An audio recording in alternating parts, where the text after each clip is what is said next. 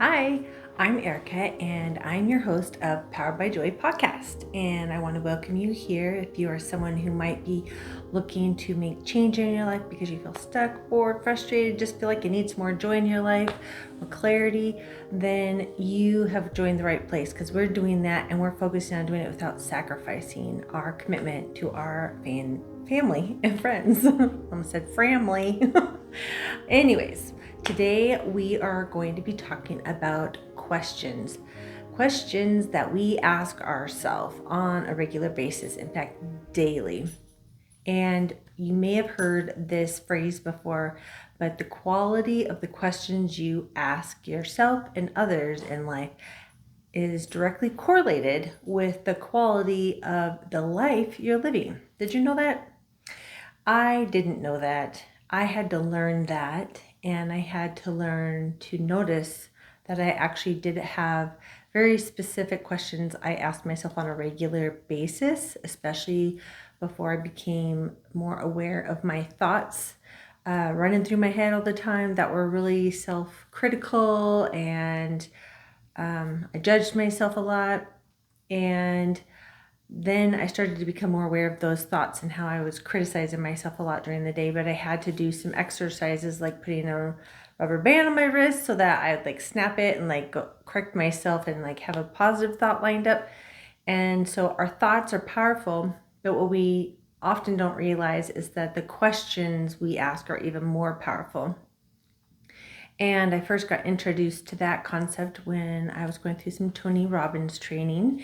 And he talks about your primary question. So if you've ever heard that before, or maybe you haven't, it's referencing how usually when you are under stress or frustrated, when you're in a situation where you are going back to, we all have what's called we all have an emotion that is our like emotional home. So mine, for instance, my emotional home was anger. So then if I'm in a situation that's stressful, hurtful, I'm feeling like I need to protect myself, I would go to anger first. And we all have an emotional home that we learned as a child. No judgment on that. And some people go to fear, some people go to worry. We all go to a different one. But the point is, usually when we get triggered into a situation where we're under that stress and we're not in a more pleasant place, it's easier to hold we'll call it higher vibe or more positive thoughts in our mind. We tend to default to specific questions we've asked ourselves for a long time, just like we default to a specific emotion. So mine might have been like, let's say I'm under stress and I forgot something after packing up to leave for the day for all my appointments, and I forgot my laptop, let's just say, and I'm super stressed about it because if I go back, I'm not gonna have enough time. I'm gonna be late and everything's just gonna stack up for the day.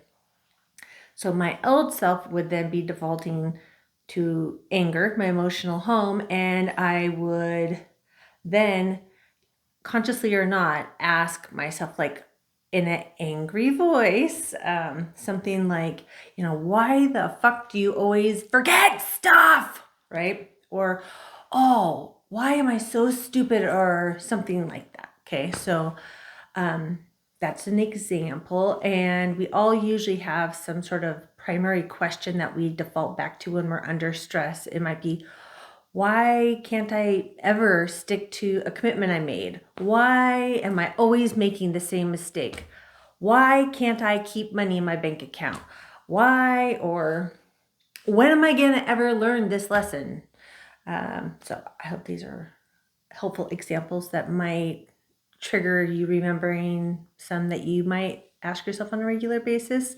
So those are usually our primary questions that are born and related to that emotional home that we establish as a coping skill. So when we think about that, then we think about how somebody who asks the same question or asks a question and they're under default stress, but they catch themselves and say, what can I do better next time to make sure I don't forget my laptop every time? That question is based in curiosity and learning. It's not based in anger and judgment.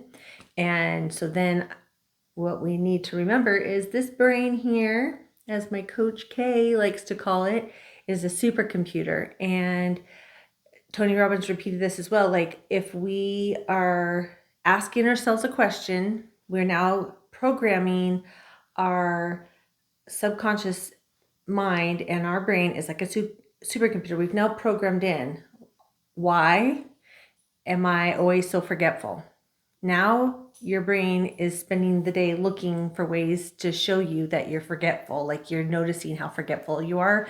So that's what you see, that's what you identify, and it almost snowballs. And so if you can then catch yourself and say, oh, what are ways I can help myself remember, to not forget items when I leave for work tomorrow? Or what are ways I might be able to get better at remember people's names?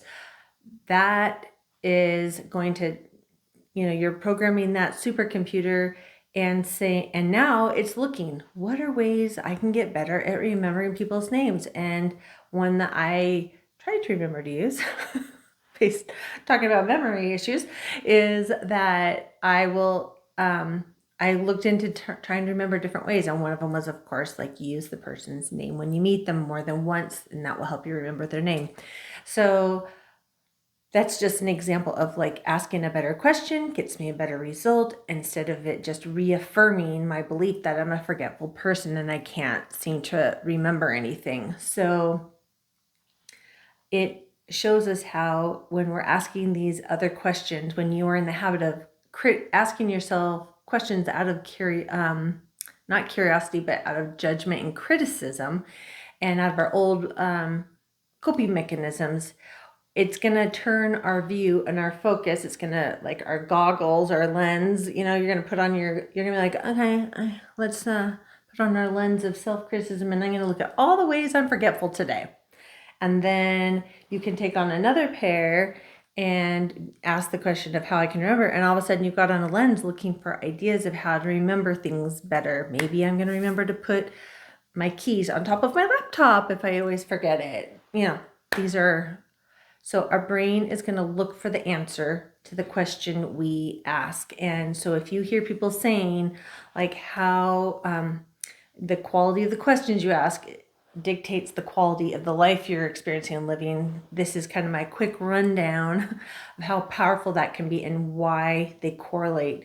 So if you know that there's a few, maybe 1, 2, 3 questions that now, if you start paying attention, you might notice you hear a few questions repetitively, which we usually all do. And we hear them day after day often. And so then that just reaffirms that identity attached to, I'm forgetful, because I notice I'm forgetful about this. So we want to reprogram that. And so the way to do that is to pay attention. So setting that intention, like, you get up in the morning, you can put a rubber band on, but you get up and you say, okay, today I'm going to pay attention to the questions that come out when I'm feeling stressed, that I feel like I say to myself a lot.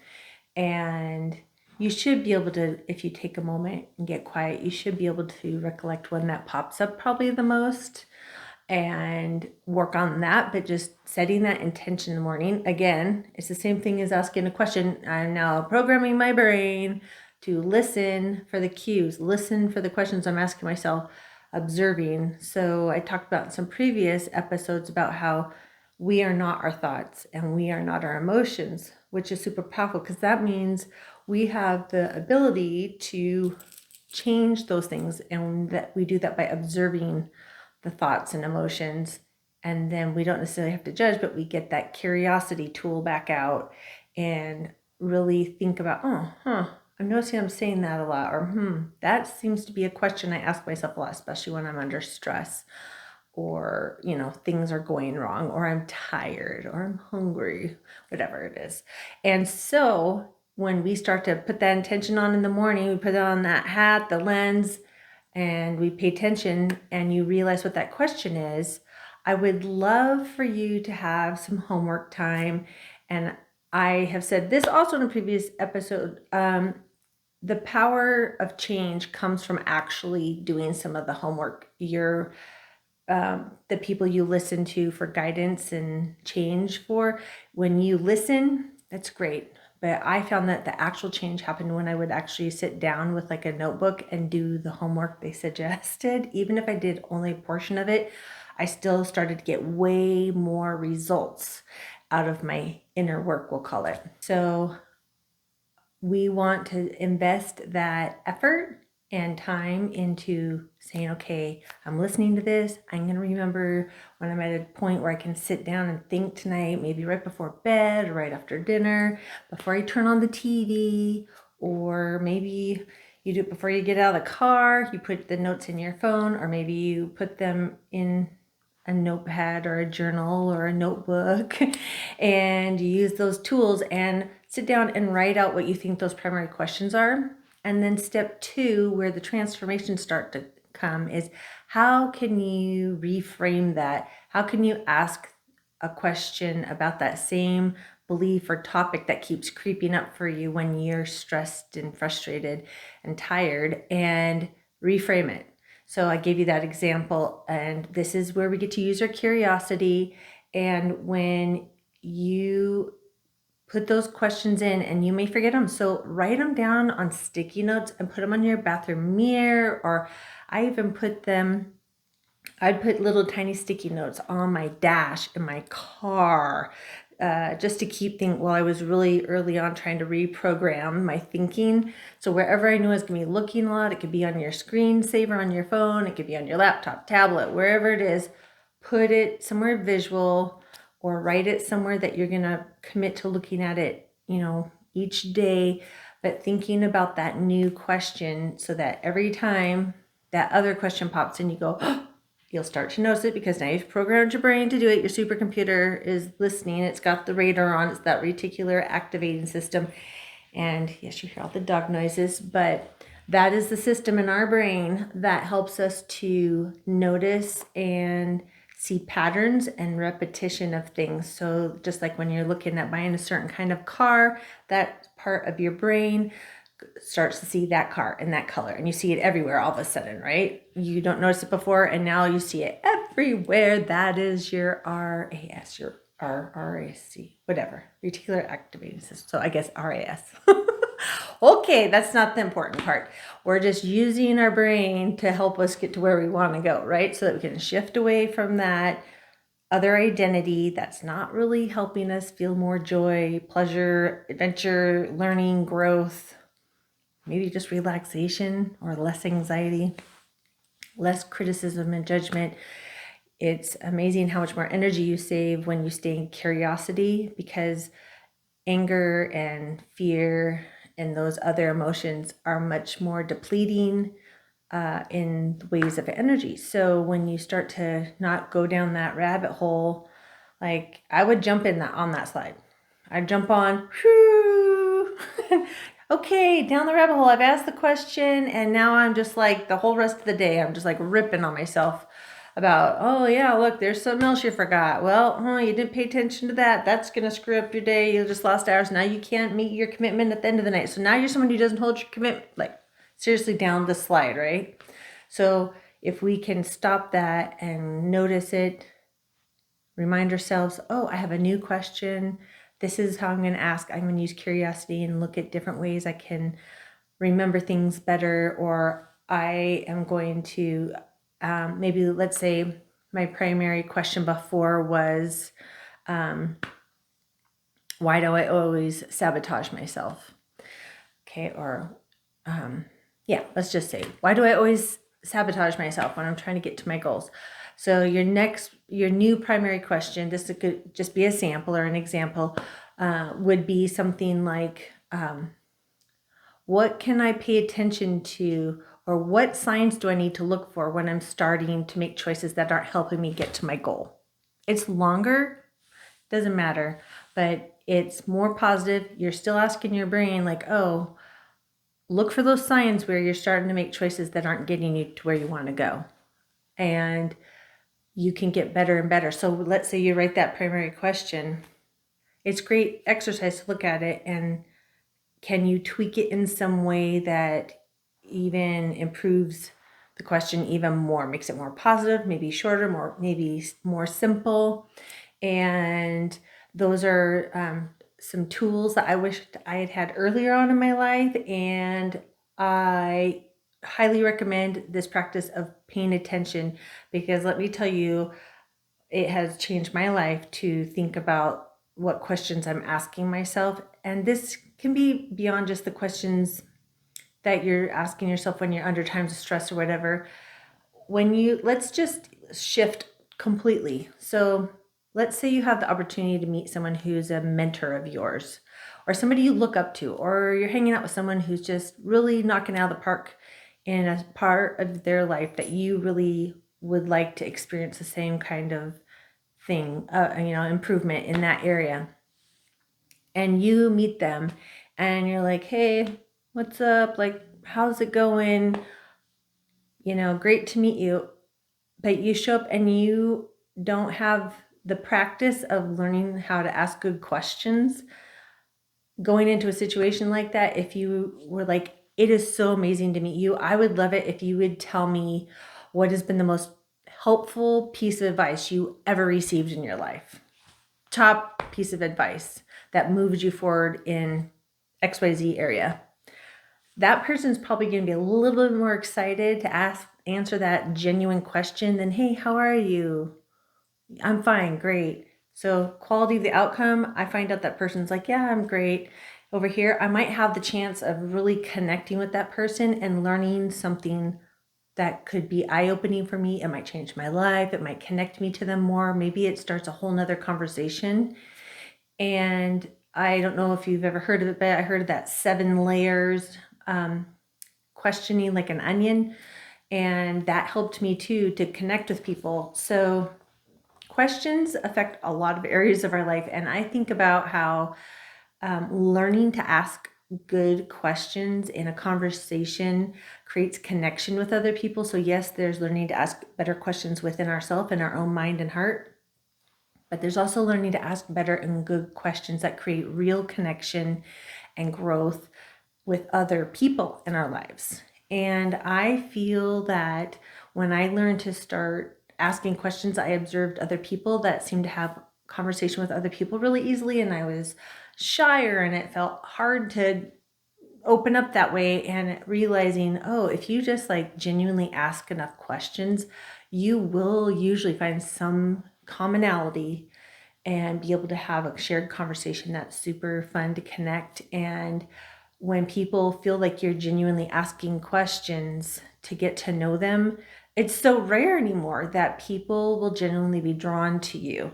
And that is also something that would improve the quality of your life when you're feeling real, true connection with other people. And you feel that reciprocal desire to, find out about each other.